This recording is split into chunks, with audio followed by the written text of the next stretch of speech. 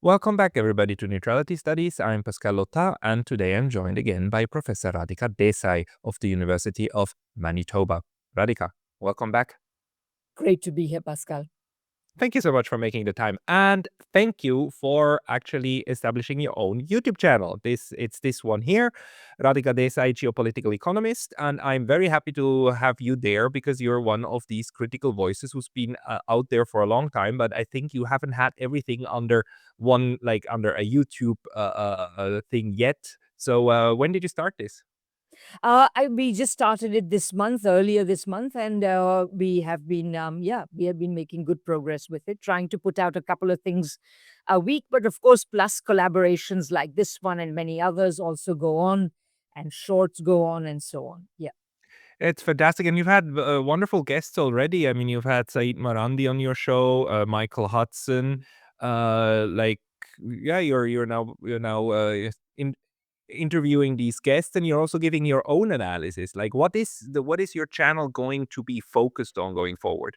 Oh, that's a good question. So at the moment, I've planned like three or four different types of content. So one is, of course, I will continue geopolitical economy hour, which is will be at least once a fortnight, but if possible, once a week, and then it will be interspersed with into geopolitical economy interviews in which I simply interview somebody that I find interesting, whereas geopolitical economy hour is more like conversations between me and some other person on some interesting themes. So there'll be geopolitical economy interviews. And then I also do short explainers. Yeah. So, in which I kind of, I've just done one so far, but I'm about to do another one called Whatever Happened to the Don Road Doctrine.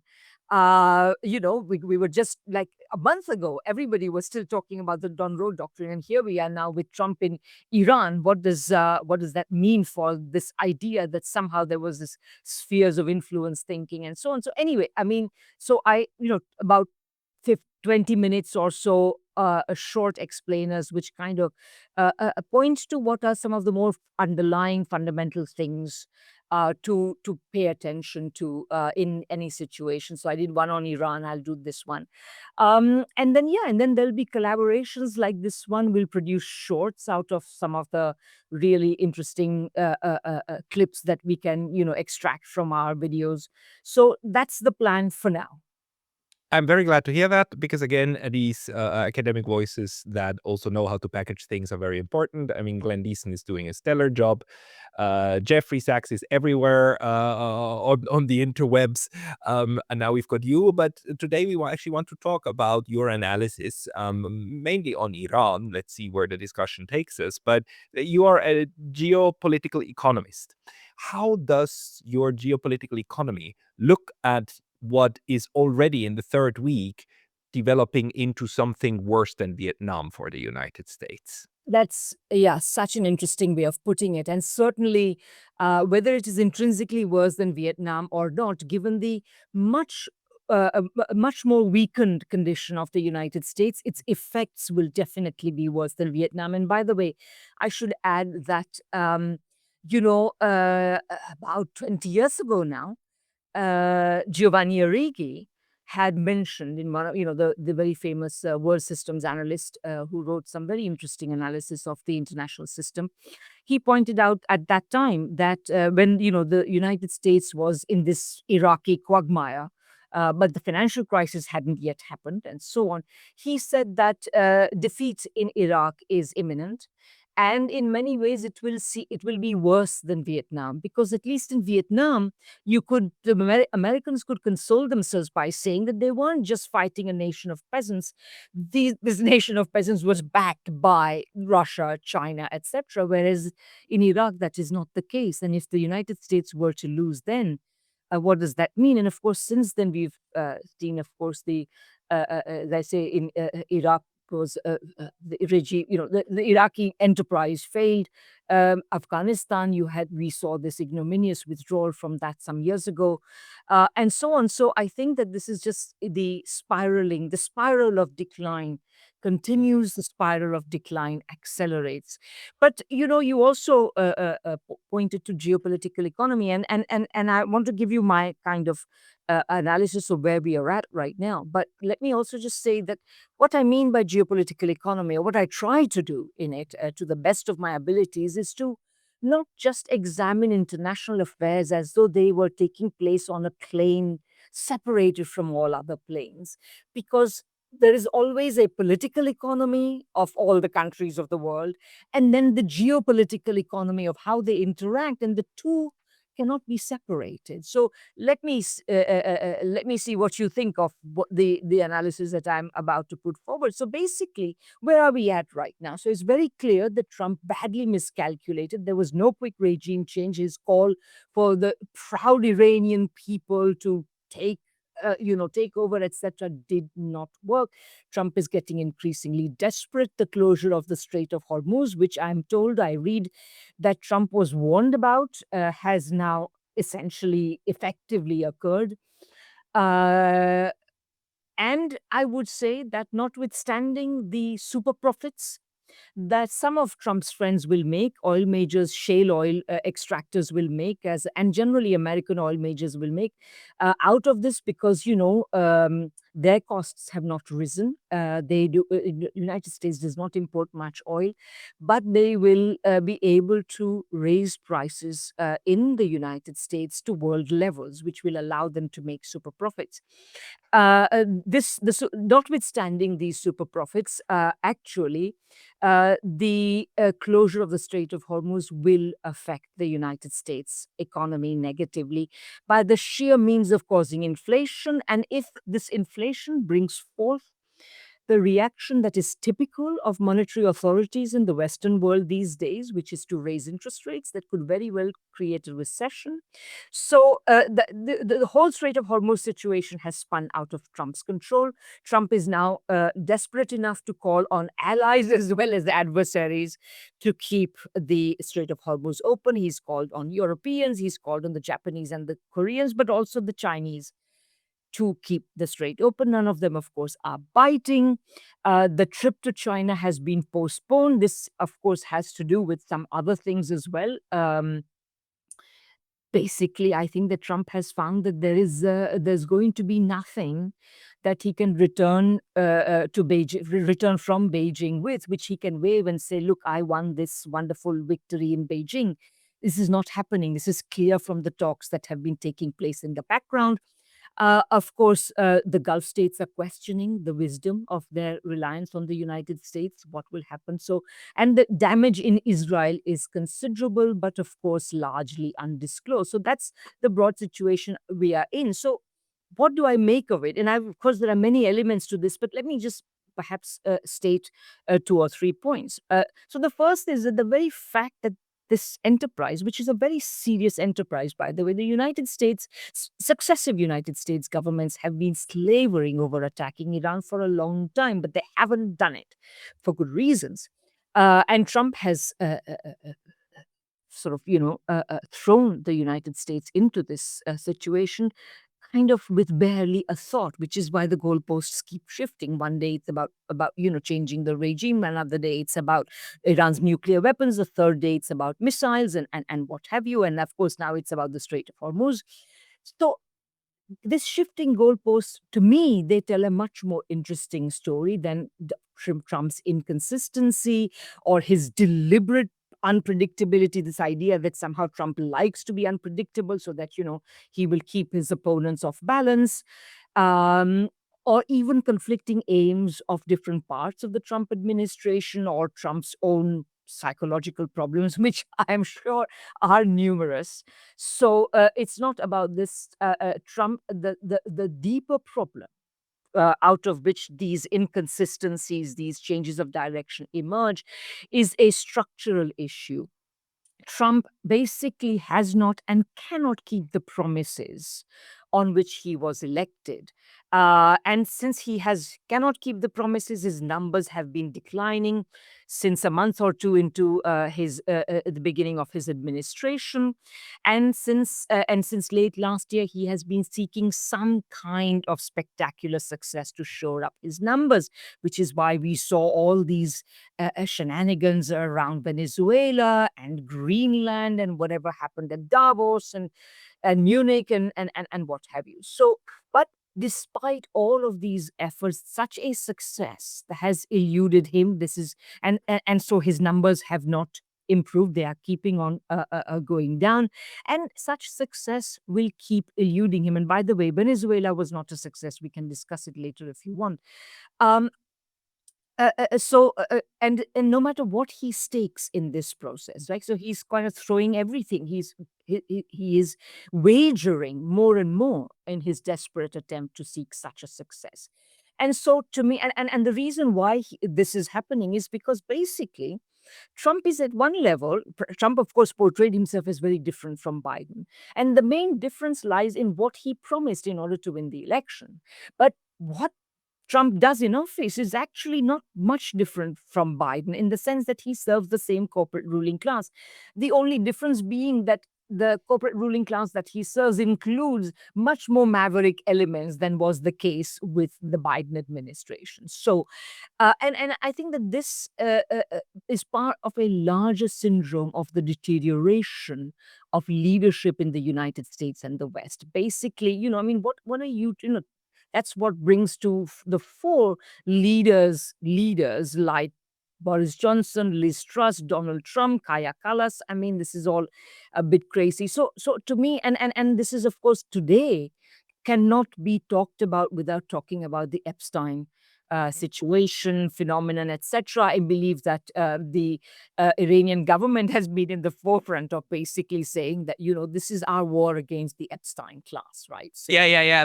Muhammad Marandi uses that phrase a lot. The Epstein class, the Epstein class. no, I It's an interesting term because it's basically a proxy for the money ruling capitalist class, but with a very even darker spin, right? It's Hey, very brief intermission because I was recently banned from YouTube. And although I'm back, this can happen anytime again. So please consider subscribing not only here, but to my mailing list on Substack. That's pascalotta.substack.com. The link's going to be in the description below. And now back to the video. well, the word capitalist class itself, a kind of, well, I want to say a couple of things. You're so right about this. So, number one, I read that I myself said that, Professor Marandi, in my interview with him, I said, Professor Marandi, you've been the person, and I thank you for this, to popularize the term Epstein class because it is so appropriate, right, to describe this. But I have since read that this is actually part of the discourse of the Iranian government as a whole. So I found that out more recently. So that's interesting as well. But I think that the reason why, so the term capitalist class itself does too much credit for the people we are talking about now. I mean, of course, they are the capitalist class, but the term capitalist class evokes productive investment and, some kind of sagacity, some kind of some kind of concern with long-term predictability, etc., etc. So, um, in this situation, I would say the Epstein class is essentially it is a highly financialized class. It is the class that produces, it's a class of takers, not makers. They don't produce, they appropriate other the incomes of through speculation, through debt, etc. They appropriate the incomes of those who actually produce things, whether they are households or governments or smaller businesses. So from all of these sources they are appropriating. So and of course their venality, their depravity is part of this deterioration of the ruling classes of Western countries. And I think this deterioration cannot be understood outside the deterioration of their economies, their societies. That is to say, because once you have a certain level of inequality, you cannot but have social malfunction. You cannot but have increasing tensions among different groups, because obviously the disadvantaged groups end up holding the wrong end of the inequality stick to a disproportionate extent, and this creates all sorts of other tensions. So there's a social and a social degeneration. There is political polarization, logjam, whatever you want to call it. Perhaps polarization is the wrong term because it implies that somehow there is a left and right. But unfortunately, both the main forces duking it out in the political arena in most Western countries are right wing forces at the moment. There's the Trump type and the Biden type. They're all extremely right wing forces. So anyway, but there is a kind of a political dysfunction, shall we say, and also cultural degeneration as represented by the Epstein class, whether you think of that or you think of the way in which unregulated platform companies are, it's ironic that we are talking right now on a platform, but anyway, platform companies are allowed to undermine culture and so on to the extent that they have. So anyway, all of these things, yeah. So the Epstein class is very interesting. But so just to finish this thought, I mean, my main takeaway about where we are at is that Trump, because he needs to produce this spectacular success in order to shore up his chances of re-election, he is taking more and more. So now he has staked the health of the world economy, the health of the U.S. economy. He has staked U.S.'s alliances. He has, of course, no way of mending, of getting anything that he can, show American workers that, from China, that he can wave to American workers. He's also, by the way, endangering the dollar system. So, he's bringing forward the possibility of the next financial crisis. So there are all of these different things that are going on. Isn't it also fascinating just that also about the Epstein class, that they represent really a kind of a transatlantic plus a few like oligarchs from other places class that also like obviously mutually tries to extort each other and scrub each other's backs. But the names that are lacking from the Epstein files are the Japanese names, the Chinese names, the Iranian names. Although I'm sure if we look for them, we will find something. But like the people, Yeah. the core, what is happening, is all happening around North America and Europe. The The Norwegians are North in there, the Atlantic, I Germans would are in call it, there, the French are in there. yeah, It's like I would call it the North Atlantic region. so the North Atlantic region plus a couple of acolytes and so on, but Yes. that then somehow produces this outcome, and I find it really important to think of the fact that the U.S. Constitution tries explicitly to constrain these war-making powers, right, of individuals. That's why it's actually given to Congress, but Congress has given up on its job ever since 45 on that front, right? And every US president has had exactly that one. They just make up some reason, then they create facts, and then Congress later on rubber stamps it and they call themselves a parliament. I mean, no, they anyhow, and that this is going on, and that this kind of the deployment of U.S. power has been possible, but it is now for the second time in a row, in a very serious row, running into a brick wall. And the Yeah. brick wall is actually pushing back. The first one was the Russians with the proxy war, and we know it was a proxy war. People admitted to it. We know about the CIA on the ground. We know about all of the things that happened. Jeffrey Sachs talks about this, like his experiences when he was on the Maidan back in 14, and all of these ways in which the scheming and plotting worked in order to get this war going. And now we have another one that also is rests on the shoulders of decades of scheming.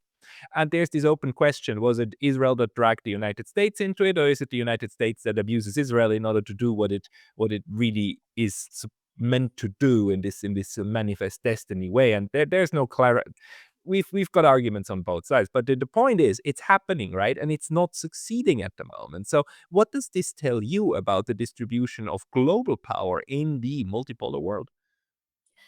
Yeah, I mean, I would say that really we are looking at the advanced stages of a process that was already very clear, at least since the beginning of this century, if not a little bit earlier than that. I mean, basically, in my analysis, again, in my geopolitical economy analysis, which I, by the way, laid out in my most recent book, Capitalism, Coronavirus, and War, it's in there in an updated fashion.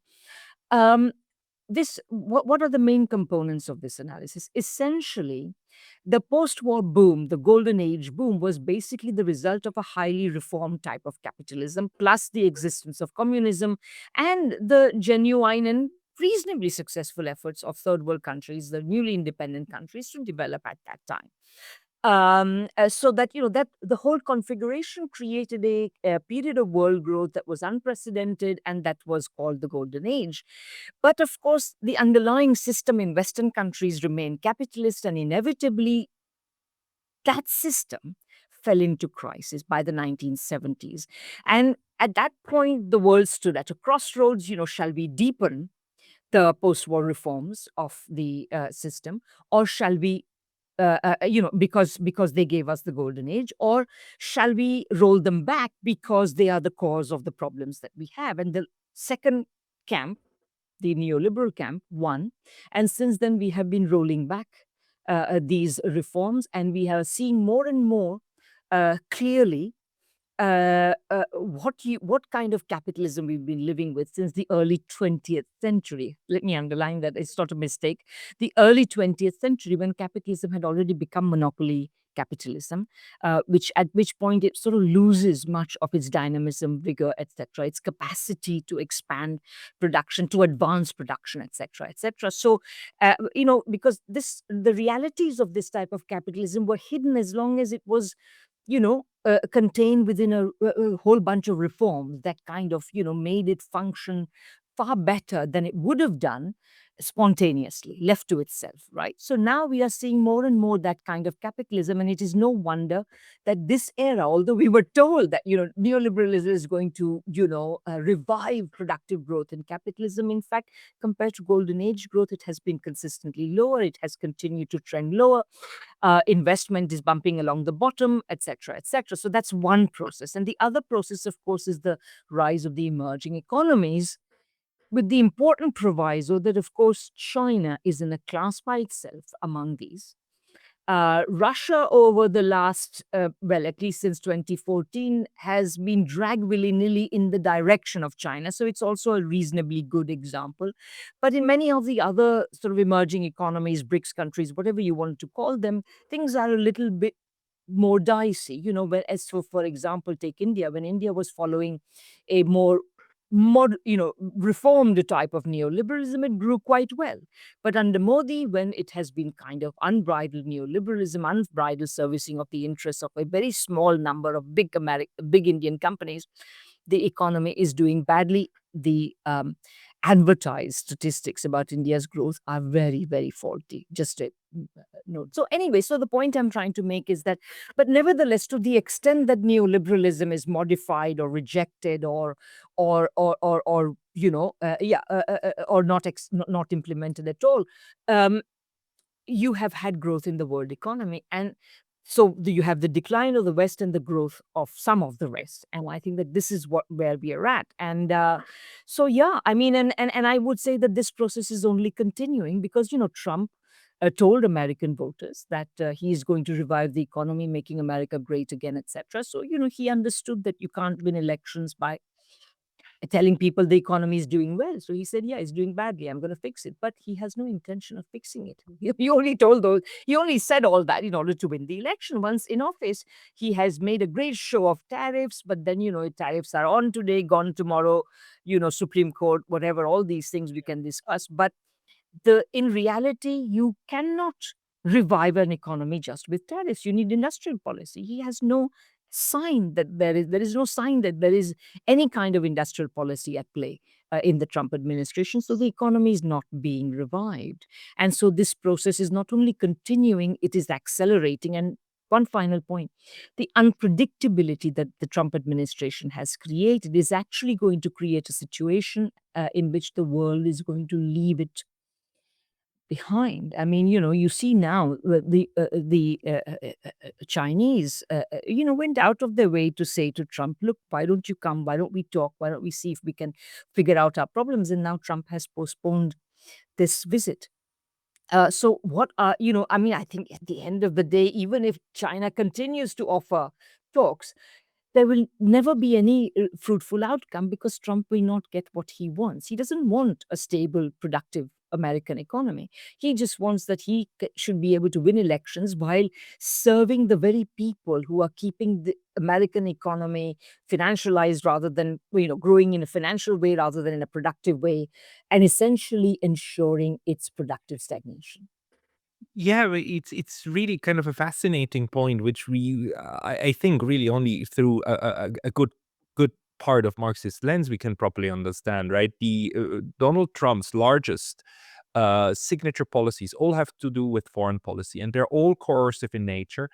Tariffs used to be a tool in order to guard certain key industries, right? To make sure that to infringe on the capitalist dictum of free markets, to say like, no, no, no, we guard this market and we make sure, because this is so important to us, so we develop it and we guard it from the outside until it's big enough and then can go out and hopefully quash similar sectors outside. But I mean, this is a very sensible, in the terms of, like, if you think from the perspective of a national well-being, a sensible approach. And actually a lot of countries, Japan, Singapore, and so on, they all did that in order to grow their champions. And then from those you had these trickle down economies that then fed large parts of the population, and it makes sense to a good extent. But Trump transformed tariffs into a form of sanctions light, in order to with the idea of, let's punish others and let's squeeze them. And that happened then even in a more extreme measure with these interventions, direct military interventions in Venezuela, the Strangulation Act, the moment of Cuba, and of course the war in and with Iran, and the so all of that, all of those are his big signatures. The only domestic signature policies he has are actually, the big beautiful bill, and in his first term a very similar relief, like tax relief for the ultra rich. That's it. Apart Well, from that, the fixing, maybe trying to clamp down on immigration, but again in the way of hurting the poor and the people who already are at the lowest level even more. But it's that it doesn't try to fix the inherent system of the inequality within. Not at all. It does the opposite, and it seems to be feeding each other, don't they? These two. yeah, I mean, this again. You've said so many things and suggested so many points to my mind. But let me just say the big domestic policy of Trump, of course, is the repression of migrants, as you rightly pointed out, and of course that is creating again. If you are part of the productive part of the American economy, you are left despairing at what Trump Yeah. is doing, because you are cutting off a supply of critical labor. You are essentially making lots of people go home, because, why would they stay in a society where the color of your skin marks you out as somebody who can be attacked, imprisoned, whatever, at any time? So, all of this unpredictability that Trump is creating through the ICE raids and so on. And even there, he had to accept that something had gone wrong, because he had to change the head of the ICE apparatus. But I would say that there is a certain, all of this reminds one. I want to come back to the external orientation in a minute, but all of this, whether it's the external orientation and the desire for some spectacular success, or the ICE raids and the desire for spectacular success, is there. Well, it reminds one, no matter where you stand on the question of whether Trump is fascist or not, and I don't want to get into that debate right now, but what it does show, what it recalls, is the expression, the aestheticization of politics. Politics as spectacle, politics as something that you are sort of a voyeur of, and so on. And I think that this is a characteristic of fascism, for very similar reasons that I have described, which is that, fascists basically take power by promising working people and small business people all sorts of things which they cannot and have no intention of delivering. So then you get this dynamic going. So that's one point. Secondly, the external orientation. That's, I would say that the tariff thing was at one level supposed to be about internal orientation, in the sense that it was supposed to create a productive American economy. It hasn't done that for reasons that we have said, but there was also something else. There was another element to this thing, which is the idea that foreigners will pay the taxes and we will have a low tax regime, which is a completely idiotic thing. But in a show, and if you go to Wikipedia, you will see, the that until about 1910 or thereabouts, I mean, the early 20th century, tariffs made up the dominant part, the bulk of American federal government revenues. And he dreams of sort of recreating this. This is not going to happen. And of course, this is completely contrary to his idea of reducing the trade deficit. So, if the you can only get more tariffs if the United States continues to import. But if the reduction of the trade deficit is the goal, then the United States should reduce its imports.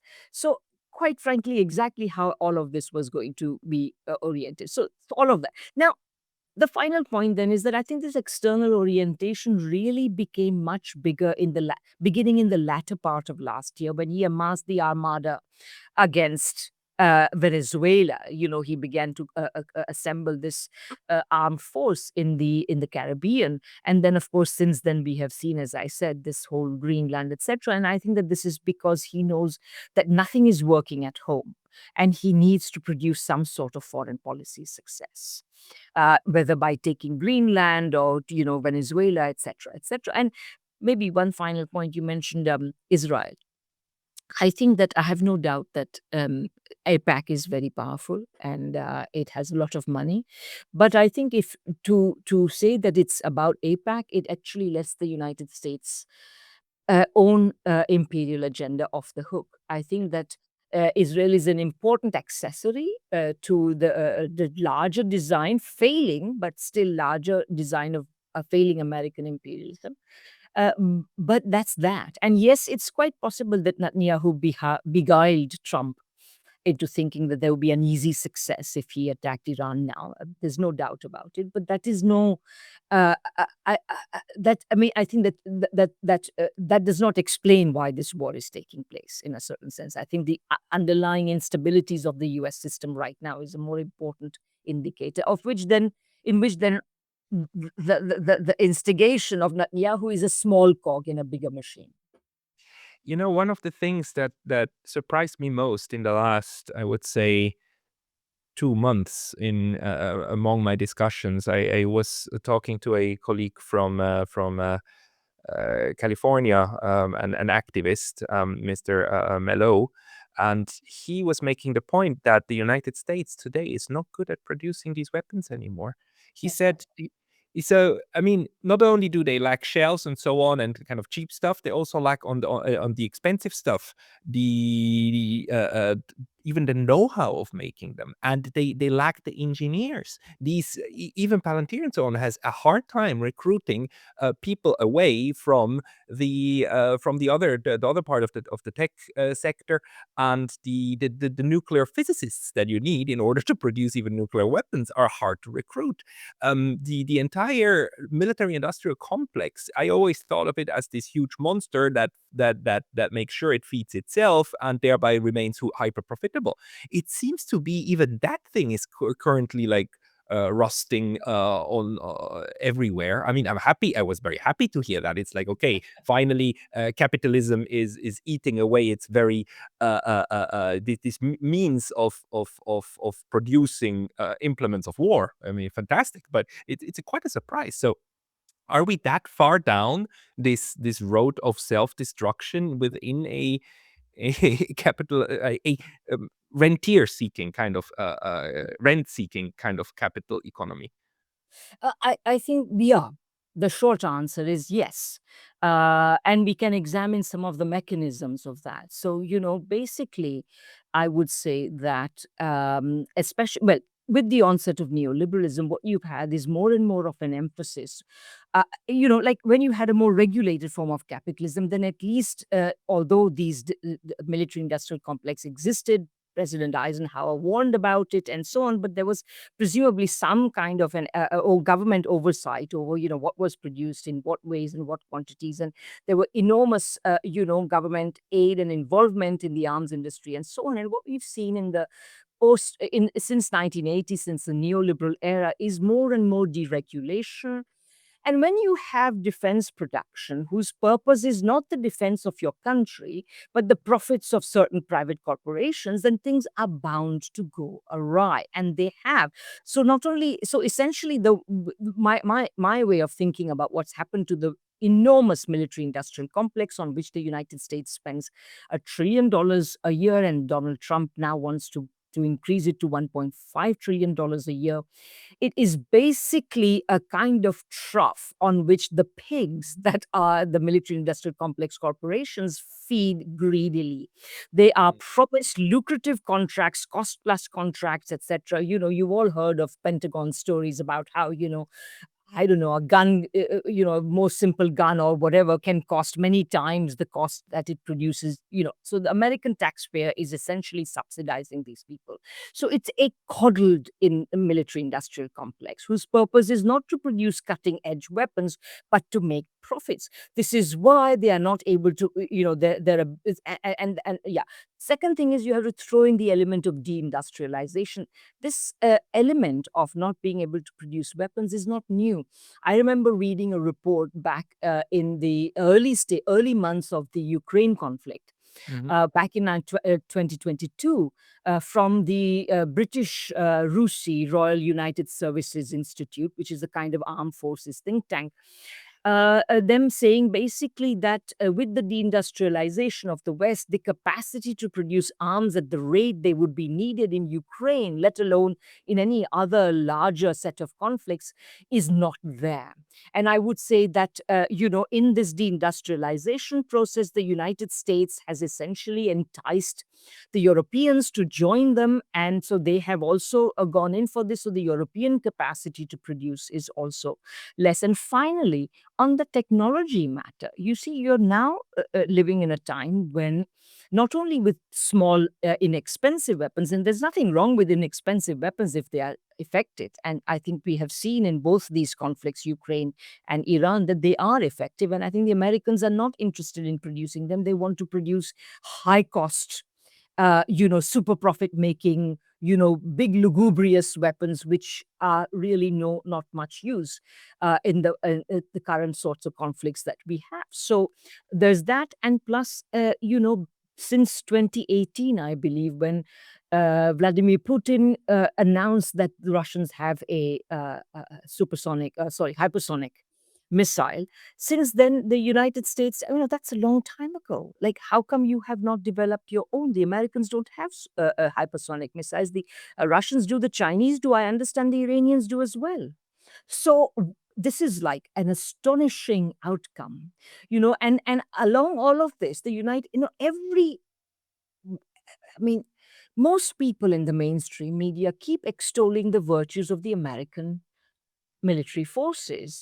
They are so big, so expensive, so mighty, blah, blah. The only thing really big about them is the expense. There is nothing else that is particularly big, impressive, or great anymore.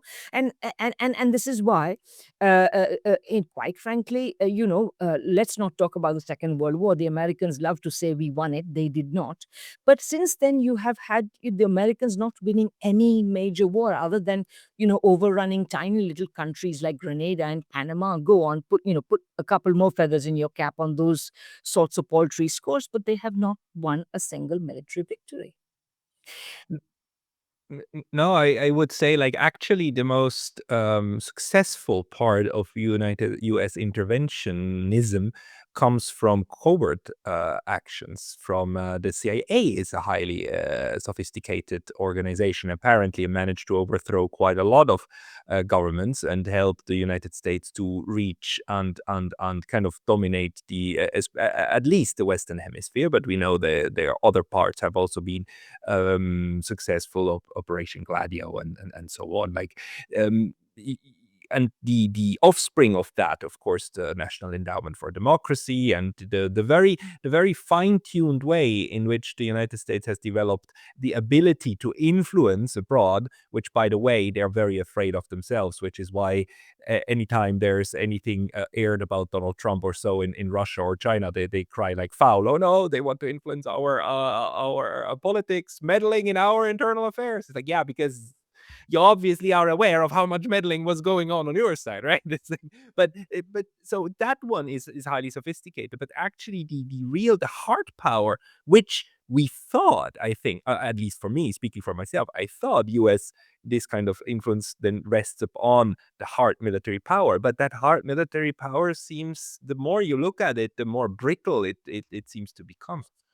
Yeah, quite right. And I would say that in many ways, this. So first of all, I would just like to say that the whole CIA thing. I mean, ultimately, the effect of all the CIA, and then later on, once the CIA came in for enough criticism, particularly around Chile and all that, then they launched the National Endowment for Democracy, which undertake more open regime change operations, or and try to sort of weaponize people and so on in other countries. So you've seen a lot of that happening, say in countries like Bangladesh or Nepal or whatever. These kind of color revolutions that are being fomented. But the result of all that is actually in many ways, countries that are alert to these dangers basically react by in two ways. Number one, of course, they will control what's going in and out of your country much more. So you have like Russian laws against foreign NGOs operating there and stuff like that. So certainly insofar as there's a goal of promoting anything like democracy, which of course is completely false anyway. But it certainly is not going to do that. It's going to create more and more controls and so on. But the other thing as well is that in the case of Iran, what you've seen is that the government has prepared itself precisely for the kind of decapitation which they have already suffered and to withstand it. And I think that that's going to be, I mean, at the end of the day, assassinating political leaders elsewhere is not going to gain you anything. I mean, and nor, the kidnapping or assassination of political leaders has not so far gained the United States anything. This, I said earlier that Venezuela is not a success. Because you can only count it as a success if you think that Delcy Rodriguez is sitting there doing the US's bidding, that she was put there by the US. But that is not so. Delcy Rodriguez has basically, as vice president, she has taken over the duties of the president in a context constitutionally defined in which the president is not able to discharge his duties. So she has come. She has obtained this position through a totally normal constitutional process. Um, the idea that the United States and its oil majors are going to take over Venezuelan oil, the oil majors have already told Donald Trump that Venezuela is uninvestable unless Donald Trump is going to produce hundreds of billions of dollars in subsidies for them. So this is not happening. I mean, some fly-by-night operators will go and do what they can in Venezuela, but beyond that, there is not much. Plus, Delcy Rodriguez, I was reading somewhere, I think in one of Medea Benjamin's assessments of what the situation in Venezuela was, that, Delcy Rodriguez is actually selling oil, yes, to American companies, but on a commercial basis. And the fact that she's selling to American companies should come as no surprise, because the US refineries, particularly the southwestern part of the United States, were installed precisely to deal with Venezuelan oil before the days of Chavez and the Bolivarian Revolution and so on. So there is a compatibility between their refining capacities and orientation and the hard, the thick crude oil that Venezuela produces. So fine. And finally, this point that somehow Delcy Rodriguez has this sword of Damocles hanging over her, that if she were to not do the Trump administration's bidding, that somehow the Trump administration will, mete out a fate worse than Maduro to her, and so on and so forth. This is also rubbish, because the fact is that other than her, they haven't got anyone to replace them with, and they haven't got the capacity to rule Venezuela themselves. Venezuela is an armed society. How are they going to do it? You know, so this, these days it's not so easy to just walk in and take over a country. You just can't do it. I mean, even in the days of colonialism and the heydays of colonialism, you had very, very substantial collaboration from the local ruling classes, right? And Yeah. without that, you can't do it. Yeah.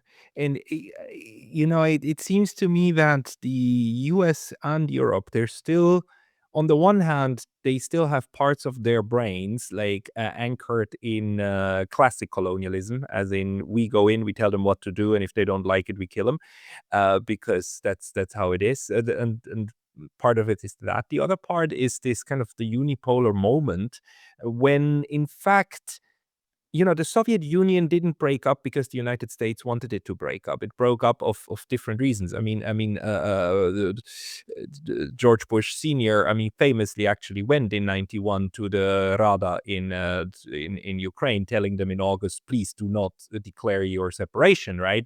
Stay part. Let's keep the Soviet Union together because it's way too dangerous in like many parts with nuclear weapons and so on. Everybody was afraid of that. So the Soviet Union broke apart despite the United States wanting it to stay together. But then came the moment of like, oh, maybe we can do more. Then came, the whole Yugoslavia affair and the intentional breakup of that one. Then came the Iraq war, right, and the interventions in Libya and Syria and so on, which were very classical kind of military power projection tools. But it seems that this tool has um is now running again against this brick wall, and it seems that this change that's now coming again, that we all feel, that we talked about before the show, right? We are going through a 1989 type of kind of change. We just don't exactly see where exactly it's going. We all hope it's not the Third World War, but we know it's on the cards. um that one is now impacting very heavily, and probably the Trump administration. Do you think they have a hunch about this, and that's why they are acting so aggressively, or is it?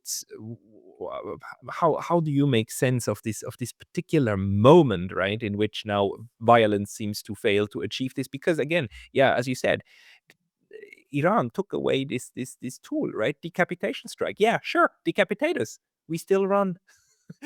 So go do it again. We still run. So it seems that this, and the Russians too, block our oil, do everything, wage a proxy war.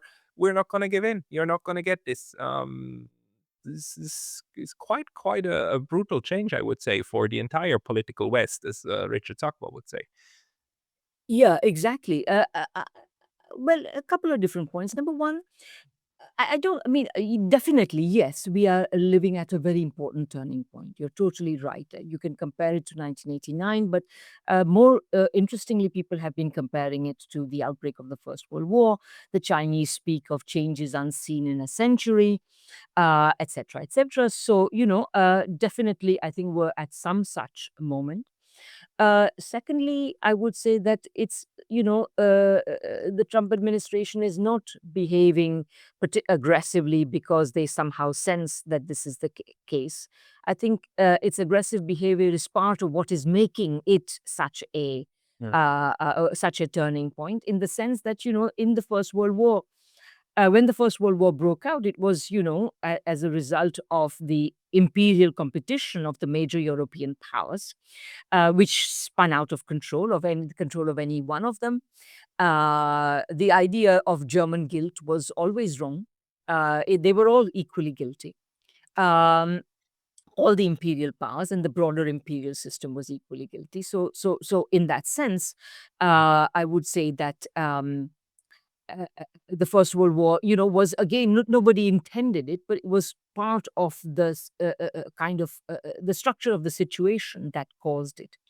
You mentioned the term Third World War, and I've been building a pushback against it. So let's see what you think of it. So, I've been thinking a lot about this because people have been talking about Third World War for a long time, and I did a little bit of research. And in the course of my research, by the way, I found that Engels had written an astonishing prediction of the World War to come, and he called it that. He called it a world war. And I wish I had the quotation right in front of me, but he said things like, millions of soldiers, 10 million soldiers will die. Europe will be laid bare as if a swarm of locusts had gone over it. Crowns will tumble into the gutter, etc., etc. So, all of these things were predicted in this wonderful passage. But more to the point, I realized that people had started using the term World War in the late 19th century. And I would say that it was part of this a part of the awareness of the destructive potential of this imperial competition, the possibility that it would result in war. And why did they call it a world war? Well, that's very, very important. They called it a world war because at that time, basically, as Lenin pointed out in his very famous pamphlet, Imperialism, the Highest Stage of Capitalism, by that time, the European powers had already divided up the world among them, so that if they went to war with one another, by implication, the whole world would go to war. Yep. This is not the case anymore. Right. And so we have to then think of the implications of that. The reason I would like to underline this is not because I want to belittle the dangers and the awful suffering that is being caused right now by the war. It is great. This war could be big. This war could be long. The question really is, will the entire world be involved in it willy nilly? And I would say we are no longer there. Why? Because imperialism has declined since then.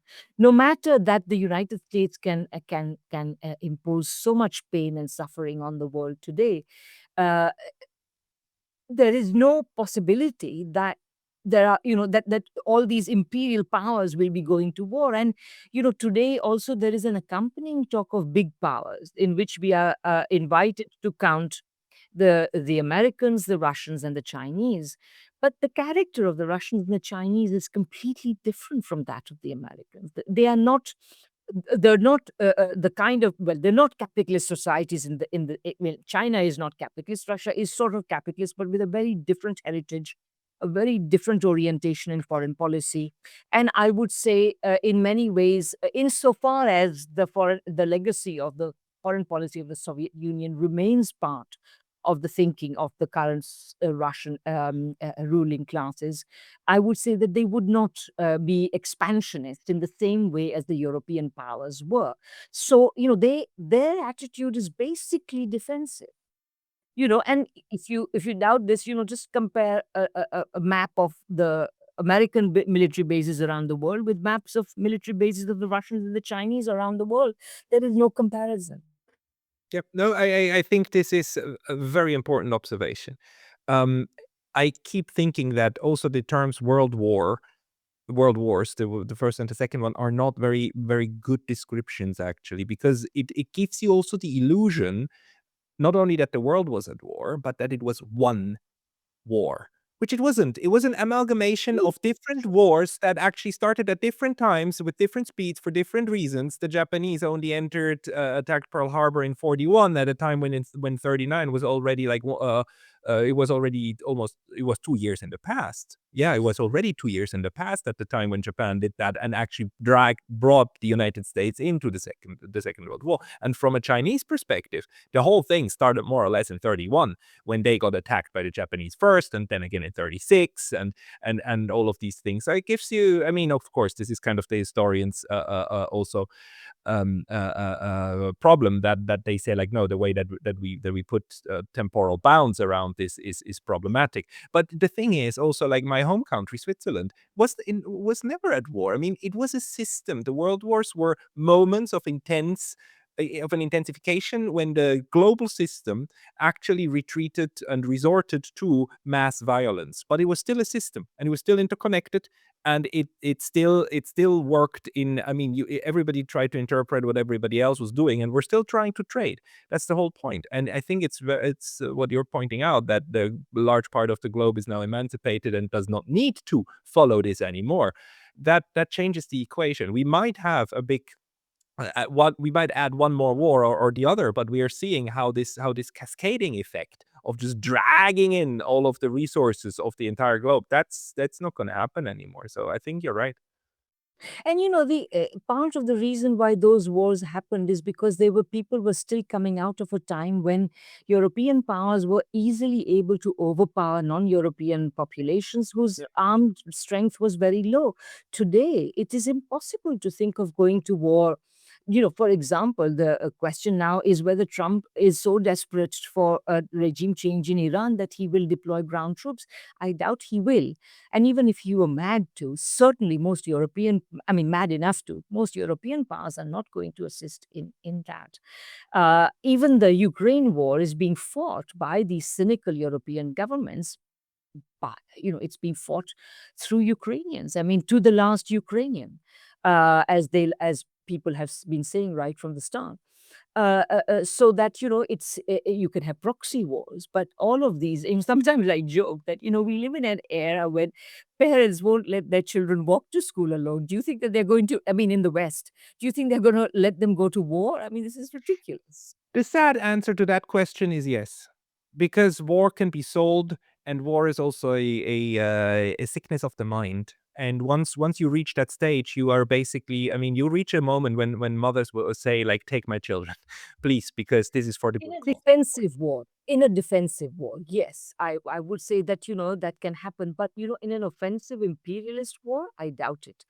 Although I will say one thing, I think I thought you were going to make a different objection to my point, which I thought of even as I was speaking, which is that, of course, in a professional army, when you don't have a draft, typically what happens is that people from lower classes end up enlisting because it is they who find going to the army a step up in life, even though it brings with it the danger of losing life, limb, etc., etc. So typically armies have always the personnel of armies are always from the less well-off social classes, the less well-off regions, and so Yeah. on of any country. Now the only thing I have is like, if you can, and we've seen that, if you can induce a mass psychosis, uh, and a mass formation, as I think Matthias Desmond is his name, would call it. If you do that, then people become willing to sacrifice themselves and the others, even for aggressive purposes, because they do it under the defensive framework. It's like, we need to do that in order to save the world. And mass psychosis can be induced with in several ways. I mean, religion could be is one. The fight against the virus can be another one, right? When we need to mobilize everything we've got, including our children, in order to fight the good fight. Luckily, at this point, I don't see it. I see it maybe in Europe. The Germans seem to be on the way of saying like, look, we need to go and fight the Russians. Now we need to do it ourselves. They seem to be working themselves into that thing, but I just like to come back on that a little bit because first of all, Trump was elected by yep, because he promised that he would not have yep, any more yep, wars. yep. And so that tells you that the bulk of the American population, including the right wing, do not want wars. Secondly, I would say that the young people of Europe, I don't know where they're at. I remember soon after Matz announced that he was considering reintroducing the draft. This was on the BBC actually. Some BBC reporter was walking around the streets of Berlin, interviewing whoever he could find, all young people he could find. And there's one kid, he said, so he was being, would you like to be drafted? And he said, absolutely not. And he said, well, what if the Russians come to occupy Germany? And this kid says, I'd rather be occupied than dead. And Bravo. exactly. I thought that was a very sensible thing to say because, of course, I think at some level, the populations of Europe and the United States, the populations of the Atlantic region, at the end of the day, they recognize that these are all wars of attempted imperialism. People Yeah. can say power projection or whatever, but what is power projection when it's at home? It's imperialism, and they're not willing to fight it.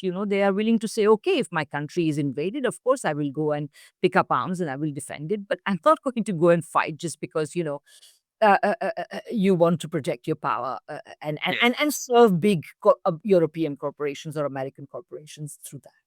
I'm glad at that, but I'm really glad for this kind of statements. But I especially Europe is in a really much more militaristic, at a much more militaristic place at the moment with their mental process, and I hope they spin out of it, but they could spin the other way around, and that's my kind of argument, that if that happens, if they really go into a deep militarism and kind of, it's just think about this, a corona type kind of, we need to mobilize everything in order to win and survive, and the only way to survive is to march into Moscow. They did it several times already. The Europeans, they did it. Yeah. So it's To their not great like cost. Yeah. and yes, the whole like the rich class enlisting the lower classes to fight a war is one thing, but the other thing is like to make them willing to do that. The To do that. American system doesn't actually produce that, or we haven't seen it, I believe. Um, Yeah. yeah. Good, Radhika. This was a very interesting overview. And I just want to remind everybody that your channel can be found here. I mean, everybody, if you've listened to this interview until now, please, you ought to now immediately switch to Radhika Desai's channel. That is, you find it on the youtube.com/@Radhika Desai. It's called Radhika Desai Geopolitical Economist. That's how you also find it on Google. Radhika, any other place or any where people should find you, and anything you would like to add at this point? Sure. I mean, no, I just, I hope that, what you're saying, that I think that the European governments are definitely trying to whip up a war hysteria. And we can discuss what is the political economy and geopolitical economy of that at some other point. But I wonder how much ordinary people are fighting. But, I agree that it's a danger. Certainly, you see a lot of this, and people are discussing this more and more. Where to find me? Yeah, the channel is one. Secondly, radhikadesai.com. It's my website. I have a Substack as well. So if you would like to join and subscribe, that would be great. And I also on Patreon. So if you want to find me there, Facebook, Twitter, of course. So hopefully, people will take an interest. Sign up to Radhika's YouTube channel, Radhika Desai. Thank you very much for your time today. Thank you so much, Pascal.